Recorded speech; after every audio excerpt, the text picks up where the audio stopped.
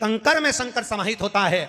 मैंने सुना शिव महापुराण में एक लोहे के टुकड़े को भी तू सोना बना देता है। मैंने सुना शिव महापुराण में एक कांच के टुकड़े को तू हीरा बना देता है। मैंने सुना शिव महापुराण में कि 12 शिवरात्रि का जो वर्णन है करा, 12 शिवरात्रि का जो स्मरण करा, 5 बेलपत्र का जो वर्णन किया, वो बेलपत्र का मैं भी उसको चढ़ाना प्रारंभ करूं। 12 शिवरात्रि पूरी होगी, मेरा देव अधिदेव महादेव सुनेगा जरूर और मेरी झोली भरेगा जरूर।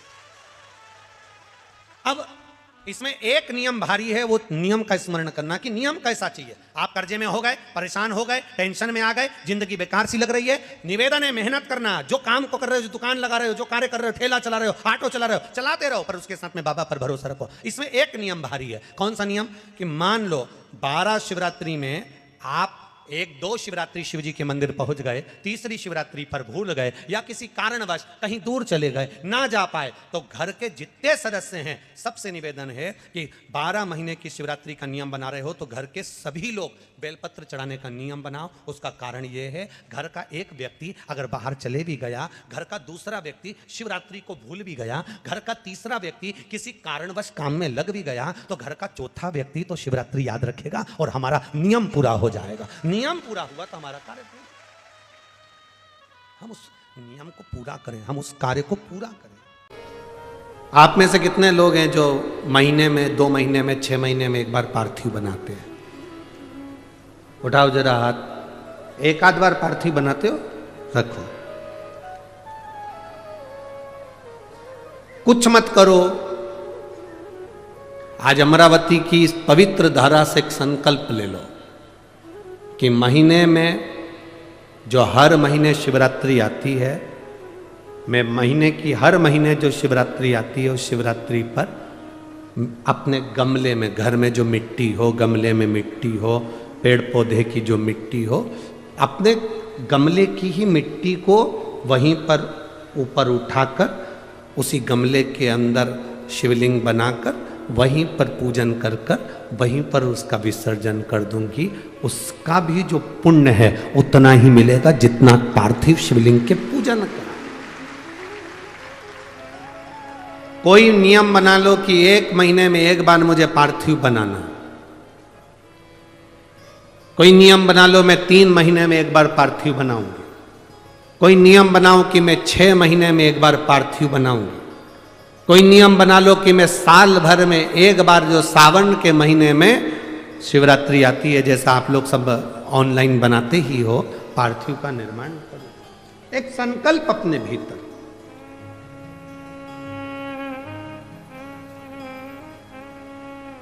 मानदाता तप करे, फल नहीं मिला। जब मानदाता को फल नहीं मिला तो मानदाता ने सोचा मैं तप करूं तो करूं क्या। देव ऋषि नारद का आगमन हुआ। देव ऋषि नारद ने कहा अगर तुम्हें तप करना और उसका फल चाहिए तो तुम काशी चले जाओ। मानधाता काशी गए, काशी में बैठकर तप करने लगे। केवल काशी में बैठकर उन्होंने तप करा तो कैसा करा, केवल एक बालू का शिवलिंग बना लेते थे और बालू का शिवलिंग बनाकर उसकी आराधना करते थे, उसकी पूजन करते थे। पूजन करते, गंगा का जल लाकर बालू के शिवलिंग पर डालते, उनको समर्पित करते। बस वो बालू के शिवलिंग की आराधना करते करते करते करते करते करते थोड़ा सा समय निकला। उनको नहीं मालूम कि एक शिवरात्रि निकल गई, दूसरी शिवरात्रि आई है। हर महीने शिवरात्रि आती है, प्रत्येक महीने शिवरात्रि पहुंचती है, प्रत्येक महीने आती है।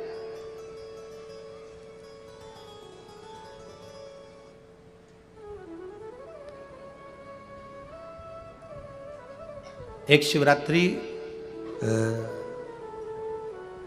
अपन पंजाब में थे, भटिंडा, तब पड़ी थी। जनवरी की पड़ी थी वो, जनवरी की। अब फरवरी की जो शिवरात्रि पड़ेगी वो अपन झारखंड में रहेंगे 5 तारीख से 9 तारीख के बीच में, तो बीच में शिवरात्रि पड़ेगी। इसलिए उस कथा का नाम पतालेश्वर शिव महापुराण की कथा रखी है। हड्डी उसमें मूल है आपका बुढ़ापा ना बिगड़े, उसके लिए वो कथा है। 5 दिन की कथा है, 2 बजे से 5 बजे तक आएगी आस्था चैनल पर भी। और झारखंड के आसपास के जितने श्रोता हैं सब सुनो। जमशेदपुर में काजू बागान में वो कथा होगी, बड़े प्रेम से सुनो।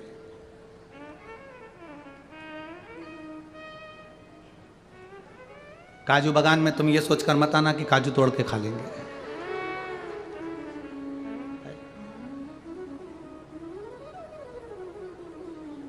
दिल से सुनो उसको। पातालेश्वर शिव महापुराण की कथा, कुछ जगह ऐसी होती हैं उस कथा का मूल, जैसे 7 मार्च से 13 मार्च की सीहोर कुबेरेश्वर धाम की कथा जरूर सुनो, मौका मिल जाए तो 5 माताएं, भाई लोग, बहन लोग जो भी हैं, जीजा जीजी, सब कथा में पहुंचकर उसमें सेवा भी करो और कथा भी सुनो, दिल से सुनो।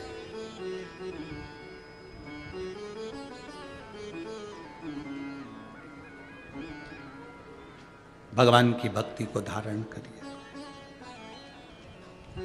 मानधाता ने बालू का शिवलिंग बनाया, पूजन करना प्रारंभ करी, गंगा जी का जल ले जाकर चढ़ा देते। अब कोई तप नहीं, कोई साधना नहीं, कोई नेत्र बंद कर नहीं बैठे, कोई तप साधना में नहीं बैठे, कोई घोर तप करने के लिए नहीं बैठे, केवल शंकर का शिवलिंग बनाया, पूजन करी। साल में एक दिन सावन के महीने में जो शिवरात्रि आती है, हम भी टीवी के माध्यम से, सोशल मीडिया के माध्यम से आप सबके घर में पार्थिव शिवलिंग का निर्माण करवाते हैं। उसका कारण केवल इतना है कि हम पूरी जिंदगी तप नहीं कर पाते, पूरे साल व्रत नहीं कर पाते, साधना नहीं कर पाते, तो कम से कम सावन के महीने की शिवरात्रि पर जब अपने घर में मिट्टी का शिवलिंग बनाकर पूजन करते हैं तो हमें तप और साधना का पूरा फल प्राप्त हो जाता है। करने वाले, विरोध करने वाले करते रहते हैं, शाम को तो व्रत ये वाला उपवास करना ही नहीं था, पूजन कराना ही नहीं थी, इसमें ऐसी पूजन करा दी, उसमें वैसी पूजन करा दी, ये गलत बोल दिया, ये सही बोल दिया, ये ऐसा कर दिया, काली मिर्ची चढ़वा दी तो ये चढ़वा दी। बोलने वाले बोलते रहेंगे, तुम अपना काम करो, पार्थिव शिवलिंग का निर्माण करो, पूजन करो, आराधना करो, विसर्जन करो।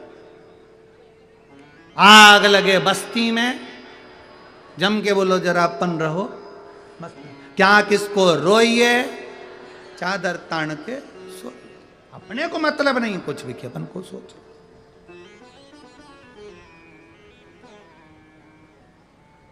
अपनी जिंदगी का सार्थकता सिद्ध करा। मानधाता ने अब कोई तप नहीं करा, मानधाता ने अब कोई साधना नहीं करी, मानधाता ने अब कोई आराधना, बस एक काम करा, शिवलिंग का निर्माण, उसकी पूजन की। आपसे भी निवेदन करते हैं, समय मिला करें, हफ्ते 2 हफ्ते में गमले के अंदर ऐसी मिट्टी को उठा लो शिवलिंग जैसी, और जल चढ़ाकर पूजन करके वहीं विसर्जन कर दो। उसी गमले में, उसी मिट्टी को वहीं विसर्जन करो।